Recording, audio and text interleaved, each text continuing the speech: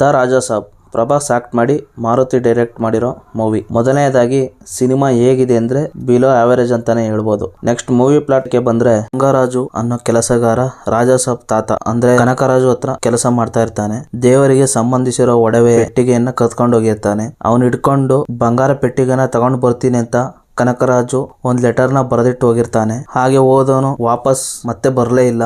ರಾಜಾ ಸಾಬ್ನ ಅಜ್ಜಿ ಅಂದ್ರೆ ಗಂಗಾದೇವಿ ಕಾಯ್ತಾ ಅಲ್ಝೈಮರ್ ಕಾಯಿಲೆ ಬರುತ್ತೆ. ಕನಕರಾಜು ಬಿಟ್ಟೋದ ಎಷ್ಟೋ ದಶಕಗಳ ನಂತರ ಅವನು ಇರೋ ಸುಳಿವು ಸಿಗುತ್ತೆ. ಅವನ ಹುಡುಕಿಕೊಂಡು ಹೋಗೋ ರಾಜು ಹಾಗೆ ಕನಕರಾಜುನ ಹುಡುಕಿಕೊಂಡು ಬರೋ ಗಂಗರಾಜು ಅವನ ಮೊಮ್ಮಗಳು ಭೈರವಿ. ರಾಜುನ ಗಂಗರಾಜು ಹಾಗೂ ಭೈರವಿ ಮೀಟ್ ಮಾಡಿದಾಗ ರಾಜುನ ಅಜ್ಜಿ ಎಂತ ಮನೆತನದವರು, ಈ ಕನಕರಾಜು ತಾತ ಒಳ್ಳೆಯವನ ಕೆಟ್ಟವನ, ಗಂಗಾದೇವಿನ ಮದುವೆಯಾಗಲು ಕನಕರಾಜು ಏನೆಲ್ಲ ಸಾಹಸಗಳನ್ನ ಮಾಡ್ದ, ಗಂಗಾದೇವಿ ಕನಕರಾಜು ಮದುವೆಯಾದ ಮೇಲೆ ಅಜ್ಜಿ ಏನೆಲ್ಲ ಸಮಸ್ಯೆಗಳು ಎದುರಾಯಿತು ಅಂತ ಮೂವಿನ ನೋಡಿ ತಿಳ್ಕೊಬೇಕಾಗುತ್ತೆ. ಮತ್ತೆ ಗಂಗರಾಜು ಕೊಡೋ ಇನ್ಫಾರ್ಮೇಶನ್ ಪ್ರಕಾರ ಕನಕರಾಜು ಎಲ್ಲಿದ್ದಾನೆ ಅಂತ ಗೊತ್ತಾಗುತ್ತೆ. ಅವನ ಹುಡುಕಿಕೊಂಡು ಕಾಡಿನ ಬಂಗ್ಲೆಗೆ ಹೋಗ್ತಾರೆ. ಅಲ್ಲಿ ಆಗೋ ಅನಾಹುತ ಆಪತ್ತುಗಳೇನು, ತಾತ ಸಿಗ್ತಾನ ಸಿಗಲ್ವಾ ಅಂತ ನೀವು ಮೂವಿನ ನೋಡಿ ತಿಳ್ಕೊಬೇಕಾಗುತ್ತೆ. ಮೂವಿಲಿ ನೆಗೆಟಿವ್ ಅಂತ ಬಂದ್ರೆ ಅನಾವಶ್ಯಕ ಫೈಟ್ಸ್ ಗಳು, ಸೆಕೆಂಡ್ ಹಾಫ್ ಅಲ್ಲಿ ಕತೆ ಹೋಗ್ತಾ ಇರುತ್ತೆ, ಮಧ್ಯ ಸಾಂಗ್ಸ್ ಗಳು ಬಂದು ಸ್ಟೋರಿ ಸ್ವಲ್ಪ ಲ್ಯಾಗ್ ಅಂತ ಅನ್ನಿಸ್ತು. ಮತ್ತೆ 3 ಹೀರೋಯಿನ್ಸ್